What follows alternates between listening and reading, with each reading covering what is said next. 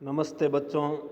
आज हम कक्षा 9 विषय हिंदी भाग प्रथम कृतिका पाठ 1 इस जल प्रलय में इसके लेखक है फणीश्वरनाथ रेणु। मेरा गांव इस इलाके में है जहां हर साल पश्चिम, पूरब और दक्षिण की कोसी, पनार, महानदा और गंगा की बाढ़ से पीड़ित प्राणियों के समूह आकर पनाह लेते हैं। पनाह लेने का मतलब वहाँ आकर बस जाते हैं या शरण ले लेते हैं। सावन भादों में ट्रेन की खिड़कियों से विशाल और सपाट पृथ्वी पर गाय, बैल, भैंस, बकरों के हजारों झुंड मुंड देख कर ही लोग बाढ़ की विभीषिका का अंदाज़ा लगाते हैं। विभीषिका का मतलब डर का या भय का अंदाज़ा लगाते हैं। प्रति क्षेत्र में जन्म लेने के कारण अपने गांव के अधिकांश लोगों की तरह मैं भी तैरना नहीं जानता था। ये बात कवि खुद कह रहा है।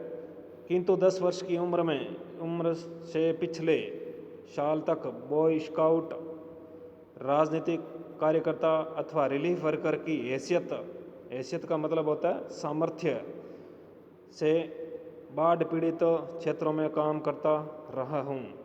और लिखने की बात, हाई स्कूल में बाढ़ पर लेख लिखकर प्रथम पुरस्कार पाने से लेकर धर्म युग में कथा दशक के अंतर्गत बाढ़ की पुरानी कहानी को नए पाठ के साथ प्रस्तुत कर चुका हूँ। जय गंगा 1947, डायन कोशी 1948, हड्डियों का पुल 1948 आदि छुटपुट रिपोर्ट आज का मतलब सूचना देने वाले के अलावा मेरे कई उपन्यासों में बाढ़ की विनाश लीलाओं के अनेक चित्र अंकित हुए हैं। किंतु गांव में रहते हुए बाढ़ से घिरने, बहने, बसने और भोगने का अनुभव कभी नहीं हुआ। वह तो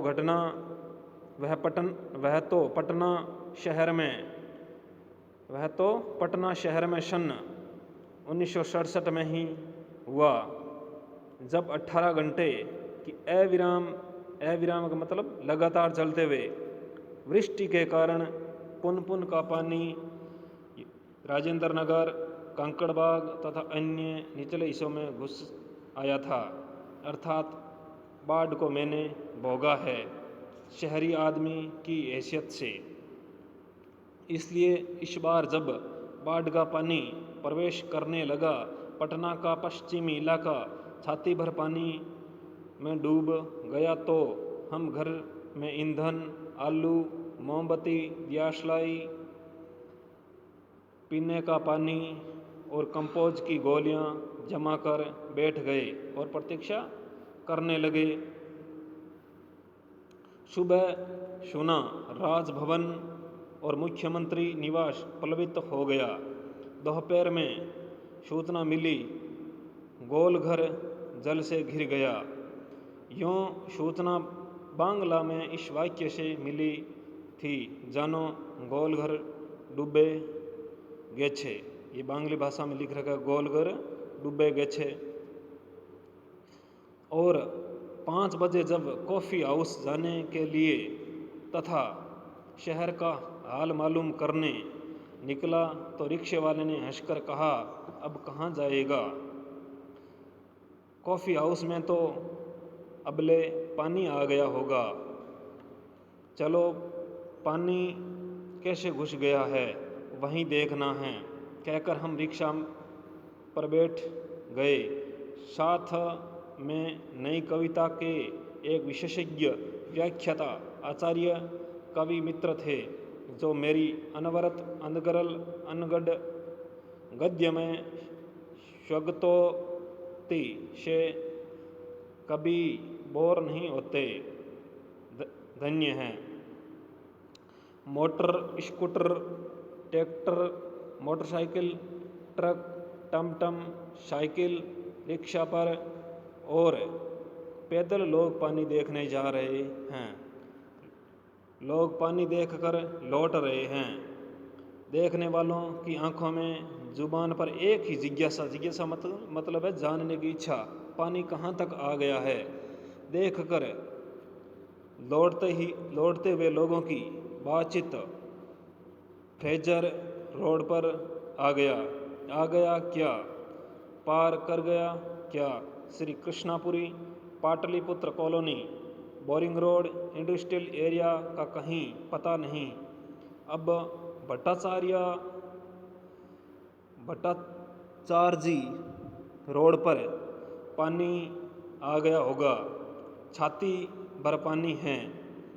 विमेंस कॉलेज के पास डूबाव पानी है, आ रहा है, आ गया है, घुस गया है, डूब गया है, बह गया।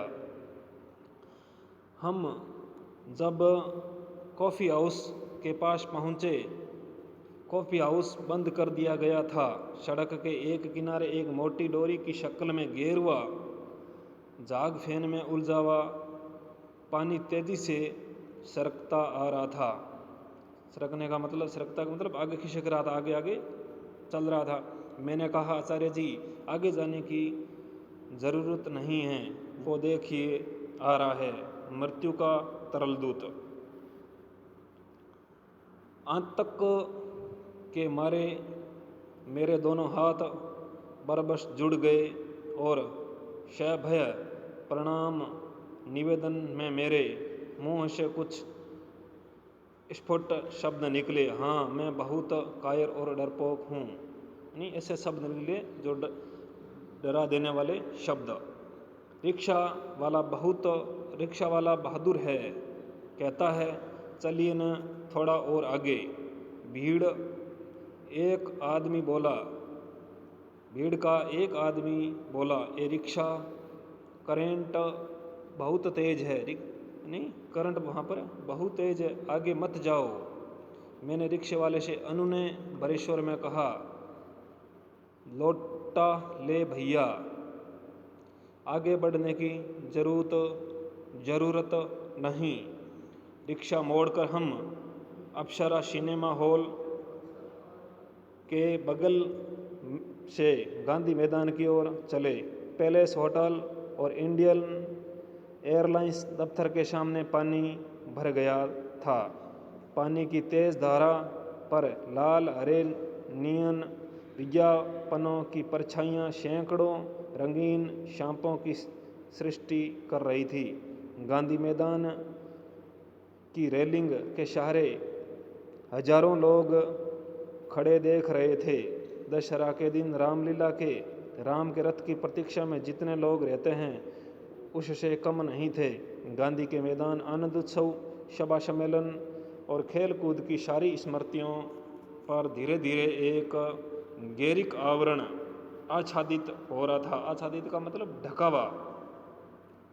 हरियाली पर शने शने का मतलब धीरे धीरे पानी फिरते देखने का अनुभव सर्वथा नया था। इसी बीच एक अंधेड़ मुष्टंड और गंवार जोर जोर से बोल उठा, यह जब दानापुर डूब रहा था तो पटनिया बाबू लोग उलटकर देखने भी नहीं गए। अब बुझो। मैंने अपने आचार्य कवि मित्र से कहा, पहचान लीजिए, यही है वह आम आदमी जिसकी खोज हर साहित्य गोष्ठियों में होती है। उसके वक्तव्य में दानापुर के बदले उत्तर बिहार अथवा कोई भी बाढ़ग्रस्त ग्रामीण क्षेत्र जोड़ दीजिए। शाम के 7:30 बज चुके और आकाशवाणी के पटना केंद्र से स्थानीय समाचार प्रसारित हो रहा था। पान की दुकानों के सामने खड़े लोग चुपचाप उत्कीर्ण होकर सुन रहे थे। पानी हमारे स्टूडियो की सीढ़ियों तक पहुंच चुका है और किसी भी क्षण स्टूडियो में प्रवेश कर सकता है। समाचार दिल दहलाने वाला था। कलेजा धड़क उठा। मित्र के चेहरे पर भी आतंक की कई रेखाएं उभरी, किंतु हम तुरंत ही सहज हो गए, यानी चेहरे पर चेष्टा करके सहजता ले आए, क्योंकि हमारे चारों ओर कहीं कोई परेशान नजर नहीं आ रहा था। पानी देखकर लौटते हुए लोग आम दिनों की तरह हंस बोल रहे थे, बल्कि आज तनिक अधिक ही उत्साहित थे। दुकानों में थोड़ी हड़बड़ी थी। हड़बड़ी का मतलब जल्दबाजी। नीचे के सामान ऊपर किए जा रहे थे। रिक्शा, टमटम, ट्रक और टेम्पों पर सामान लादे जा रहे थे। खरीद बिक्री बंद हो चुकी थी। पान वालों की बिक्री अचानक बढ़ गई थी। आसन्न संकट से कोई प्राणी आतंकित नहीं दिख रहा था। पान वाले के आदमकद आईने में उतने लोगों के बीच हमारी ही सूरतें मुरहमी नजर आ रही थी। मुझे लगा अब हम यहाँ थोड़ी देर भी ठहरेंगे तो वहाँ खड़े लोग किसी भी क्षण ठट्ठाकर हम पर हंस सकते हैं। जरा इन बुझे दिलों का हुलिया देखो, क्योंकि वहाँ ऐसी बातें चारों ओर से उछली जा रही है। एक बार डूब ही जाए धनुषकोटि की तरह पटना लापता न हो जाए, सब पाप धुल जाएगा। चलो गोल घर के मुंडे पर ताश की गड्डी लेकर बैठ जाएं। बिस्कोमान बिल्डिंग की छत पर क्यों नहीं भाई, यही माकूल मौका है। इनकम टैक्स वालों को एन इसी मौके पर काले कारोबारियों के घर पर छापा मारना चाहिए। आसामी बा माल। राजेंद्र नगर चौराहे पर मैगनीज कॉर्नर की आखिरी सीढ़ियों पर पत्र पत्रिकाएं पूर्वत बिछी हुई थी। सोचा एक सप्ताह की खुराक एक साथ ही ले लूं। क्या क्या ले लूं? हेडली चेंज या एक सप्ताह में फ्रेंच जर्मन सिखा देने वाली किताबें, अथवा योग सिखाने वाली कोई सचित्र किताब। सचित्र मतलब चित्र सहित। मुझे इस तरह किताबों को उल्टते पलटते देखकर दुकान का नौजवान मालिक कृष्णा पता नहीं क्यों मुस्कुराने लगा। किताबों को छोड़कर कई हिंदी, बांग्ला और अंग्रेजी सिने पत्रिकाएं लेकर लौटा। मित्र से विदा होते हुए कहा, पता नहीं कल हम कितने पानी में रहे। बहरहाल जो कम पानी में रहेगा वह ज़्यादा पानी में फंसे मित्र की सुधि लेगा। मतलब उनके बारे में पूछ लेगा, उनके क्या हाल है, यानी इनकी स्थिति पूछ लेगा। फ्लैट में पहुंचा ही था कि जनसंपर्क की गाड़ी भी लाउड स्पीकर से घोषणा करती हुई राजेंद्र नगर पहुंच चुकी थी। हमारे गोलंबर के पास कोई भी आवाज़ चारों बड़े ब्लॉकों की इमारतों से टकराकर मंडराती हुई 4 बार प्रतिध्वनि होती है।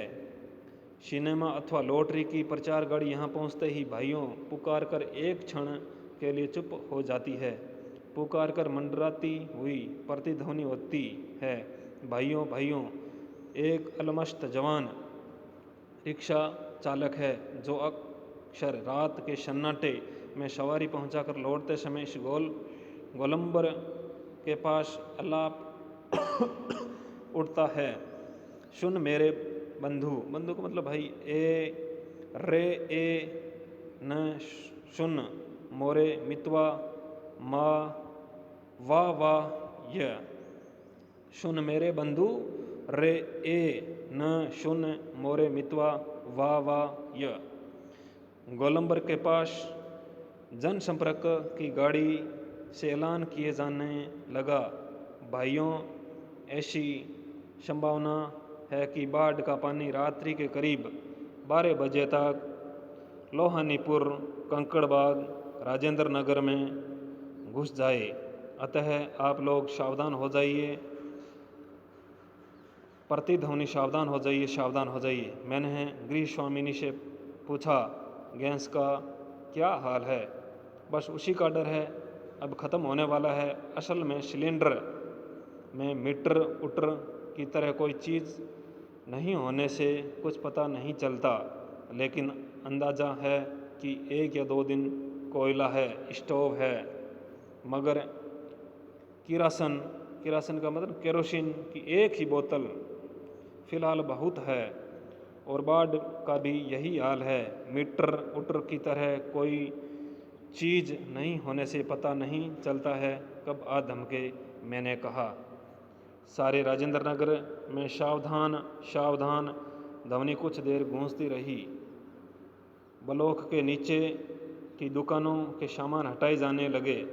मेरे फ्लैट के नीचे दुकानदार ने पता नहीं क्यों इतना कागज़ इकट्ठा कर रखा था, एक अलाव लगाकर सुलगा दिया। अलाव का मतलब यह हुआ कि वहाँ पर आग जलाकर उस जो कचरा था उनको जला दिया गया। हमारा कमरा धुआं से भर गया। सारा शहर जगा हुआ। पश्चिम की ओर कान लगाकर सुनने की चेष्टा करता हूँ। हाँ, पीर मुहानी या सालिमपुरा अहरा अथवा जनक किशोर नवल किशोर रोड की ओर से कुछ हलचल की आवाज़ आ रही है। लगता है 1-1:30 बजे रात तक पानी राजेंद्र नगर पहुँचेगा। सोने की कोशिश करता हूँ, लेकिन नींद आएगी भी नहीं। कंपोज की टिक्कियाँ अभी नहीं हैं। टिक्कियाँ मतलब गोलियाँ। कुछ लिखूँ किंतु क्या लिखूँ? कविता। शीर्षक बाढ़, आकुल प्रतीक्षा, दत्त। नींद नहीं, स्मृतियाँ आने लगी। स्मृतियाँ का मतलब यादगार आने लगी एक एक कर, चलचित्र के बेतरीब दृश्य की तरह। सन 1947 मनिहारी, तब पूर्णिया, अब कटिहार जिला के इलाके में गुरुजी स्व सतीनाथ भादुड़ी के साथ गंगा मैया की बाढ़ से पीड़ित क्षेत्र में हम नाव पर जा रहे हैं। चारों ओर पानी ही पानी। दूर एक द्वीप जैसा बालूचर दिखाई पड़ा। हमने कहा वहाँ चलकर जरा चहलकदमी करके टांगे सीधी कर ले। चहलकदमी हिल डुल कर इधर थोड़ा। भादुड़ी जी कहते हैं, किंतु सावधान, ऐसी जगहों पर कदम रखने के पहले ये मत भूलना कि तुमसे पहले ही वहाँ हर तरह के प्राणी शरणार्थी के रूप में मौजूद मिलेंगे। और सचमुच चिंटे से लेकर सांप बिच्छू और लोमड़ी शियार तक यहाँ पनाह ले रहे थे। भादुड़ी जी की हिदायत थी, हर नाव पर पकाई घाव पानी में पैर की अंगुलियाँ सड़ जाती है, तलों में भी घाव हो जाता है, कि दवा दियाशलाई की डिबियाँ किरासन तेल रहना चाहिए। सचमुच हम जहाँ जाते खाने पीने की चीज़ से पहले पकाई घाव की दवा दियाशली मांग होती